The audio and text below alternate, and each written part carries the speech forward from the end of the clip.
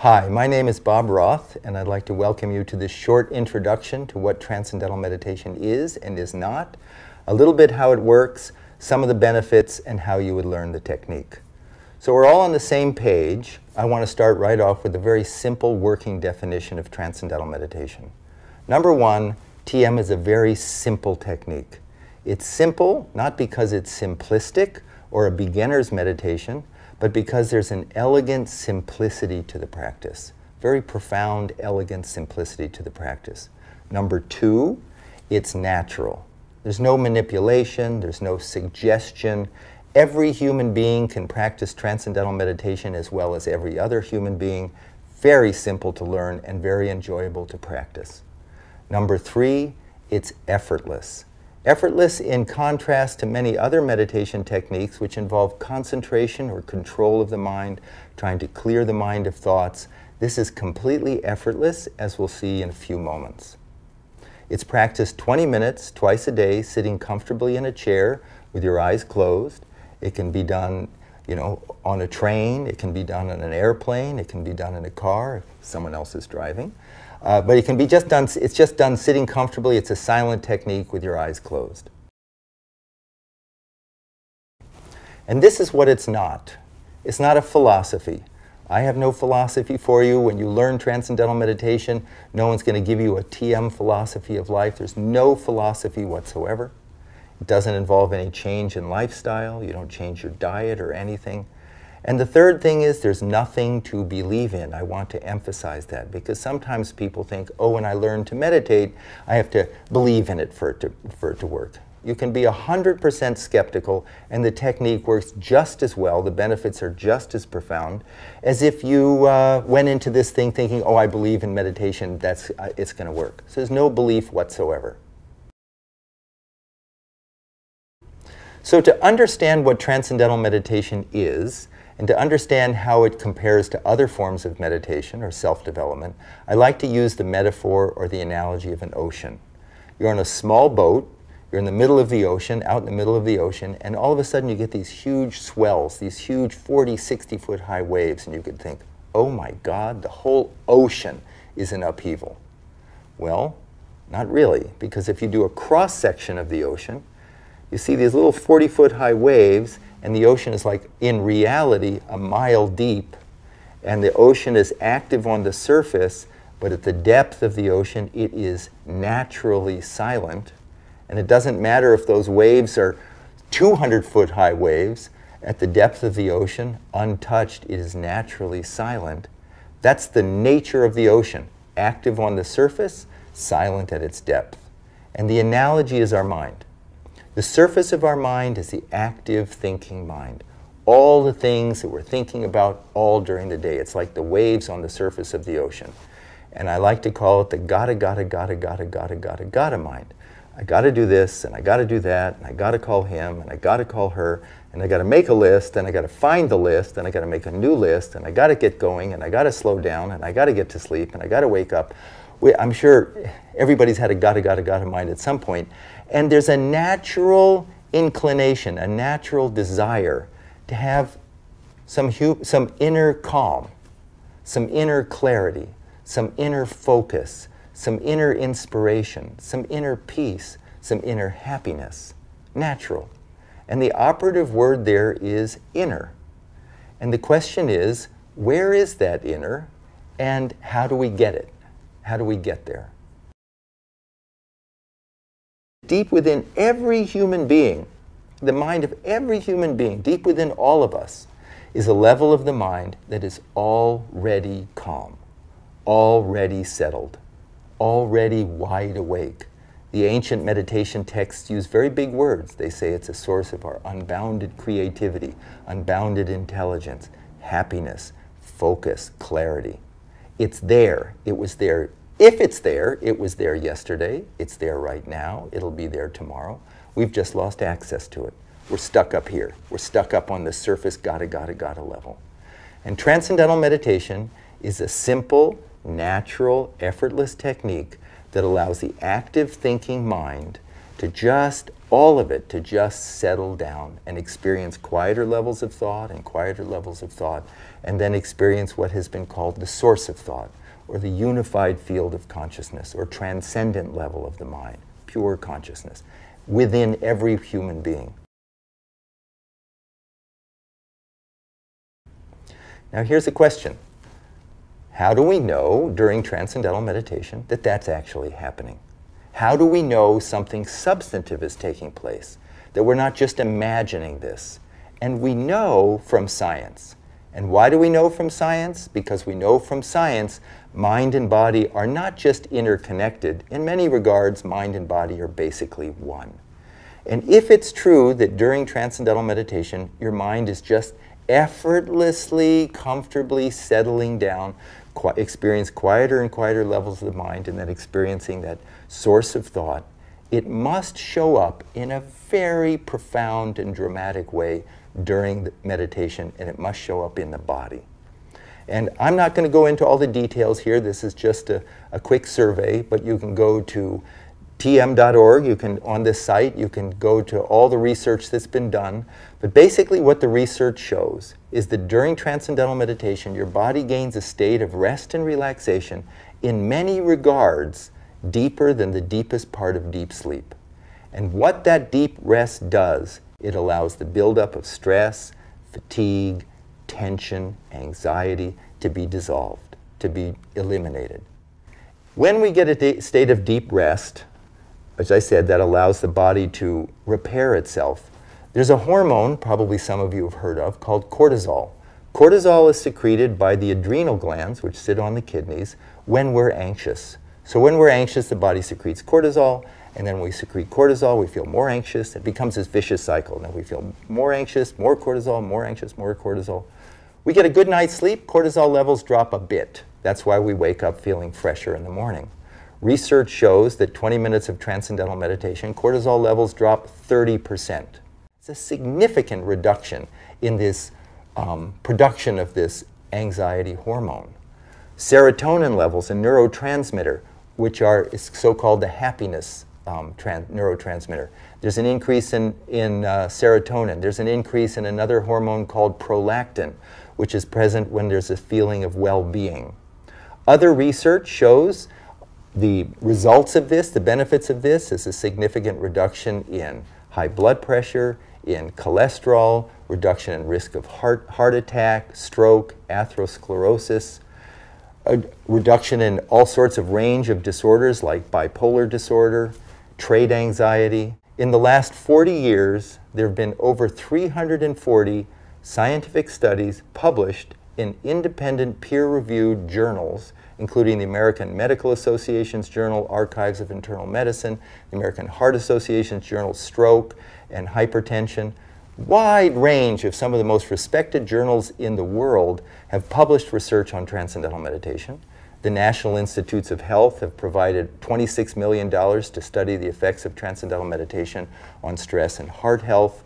The Department of Defense just provided a $2.4 million grant to study the effects of transcendental meditation on post-traumatic stress on soldiers who are coming back from combat in Iraq and Afghanistan, who have come back from those war-torn areas. I think one of the really interesting areas of research is the effects of transcendental meditation on the brain. This is interesting because every experience we have impacts the brain in some way. And so research on transcendental meditation shows very clearly the effect that it has on different parts of the brain, including the amygdala, which is at the center of the brain, and that's your fear center, the frontal lobes, which is the executive functioning, and on both hemispheres of the brain, which is the so-called analytical and intuitive aspects of the brain. And what they find is, what the research shows, is that during transcendental meditation, there's a strengthening of the connections between the frontal lobe and the back of the brain. This is important because the frontal lobes govern decision-making, planning, judgment, problem-solving, sense of self, ethical reasoning. Everything good about the brain depends upon the connections between the front of the brain and the back of the brain, between all aspects of the brain.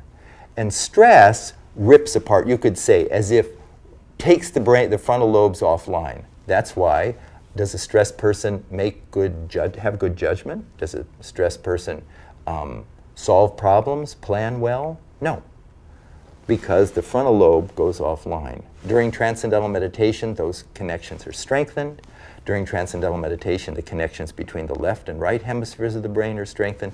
All parts of the brain connect together during TM, and because of something called neuroplasticity, those connections that we have in meditation last in daily life. And that's why people report that they think more clearly, that they make better decisions, they solve problems better. Why students find that their grades go up and their test scores go up. It's not magic, it's now the brain is optimized. The whole brain is functioning in a coherent, integrated way. In fact, there's a spreading of coherent alpha brain waves from the back of the brain to the front of the brain. And alpha brain waves are indicative of a state of restful alertness. And that's what Transcendental meditation produces, a state of restful alertness. Now the big question is, how do you get there?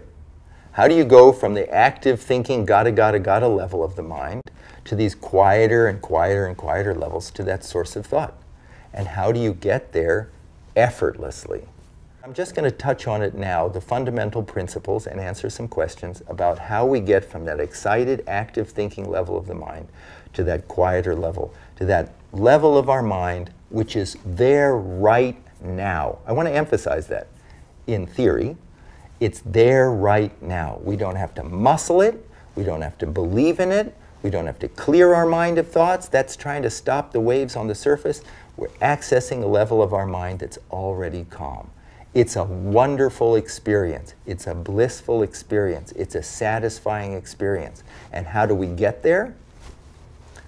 The key thing I just said is it's a satisfying experience.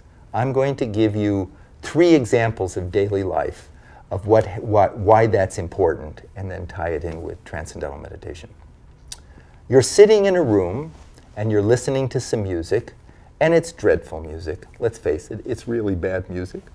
And in the other room, some really, really elegant, exquisite music comes on that you just love.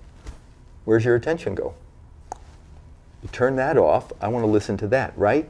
You don't have to think it through. Your attention is drawn to that just beautiful music, wonderful music. Or you're at a dinner party and you're stuck in a corner somewhere and you're in a really boring conversation, and just a few feet away you can overhear a really interesting conversation. Where's your attention go?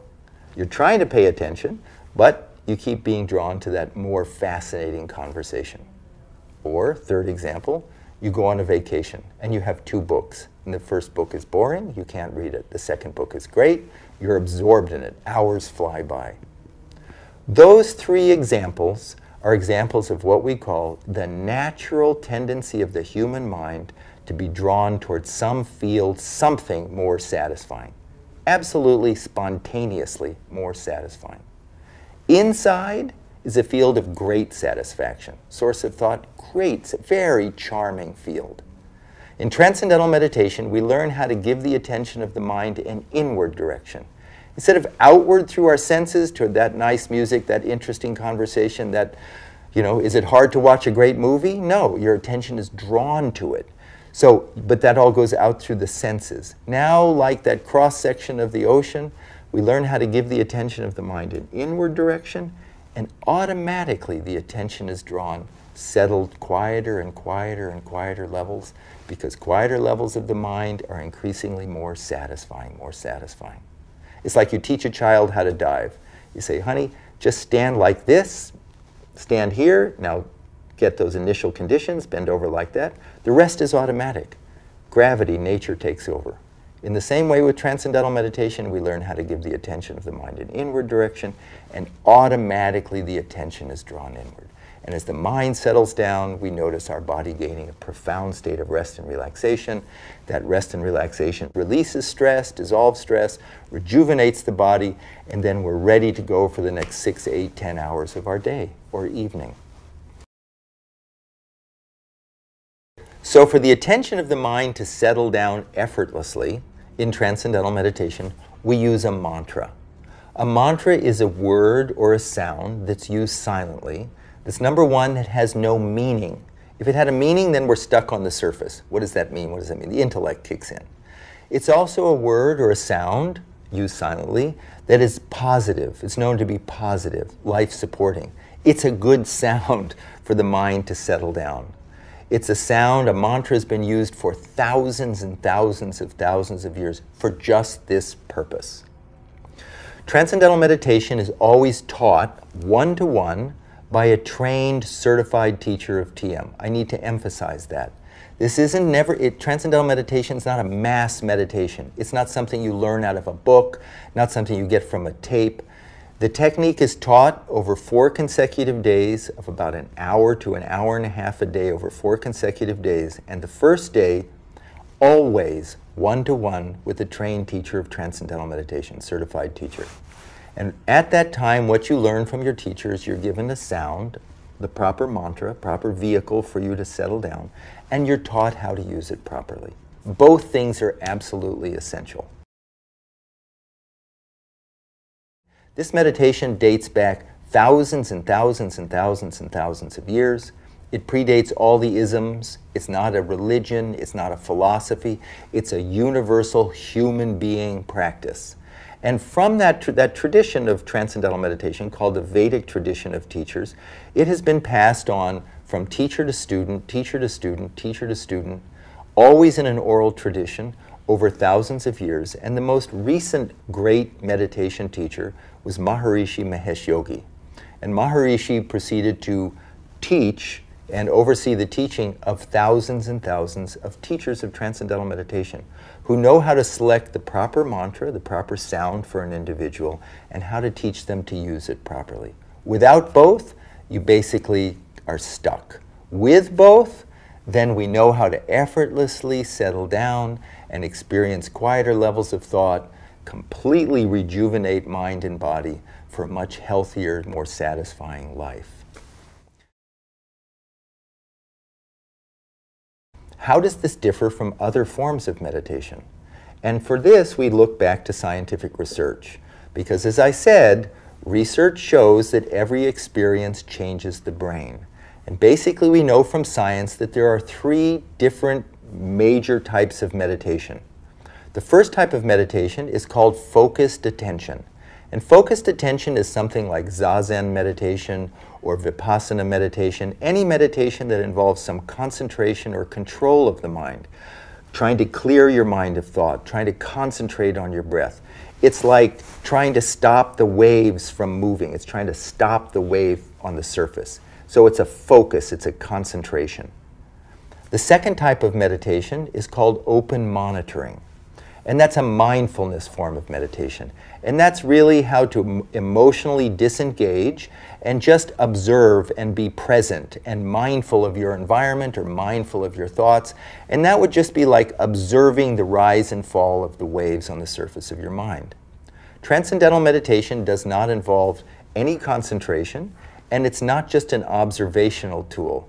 It's an actual technique called automatic self-transcending, which allows the active thinking mind to experience quieter and quieter levels of thought, and then transcend thought and experience the self, experience our own unbounded nature. Many people ask if you have to sit in a particular posture when you practice Transcendental meditation. Do you have to sit up straight with your back erect, with no back support? Do you have to sit with your legs crossed? The beautiful thing about Transcendental meditation is we just sit comfortably.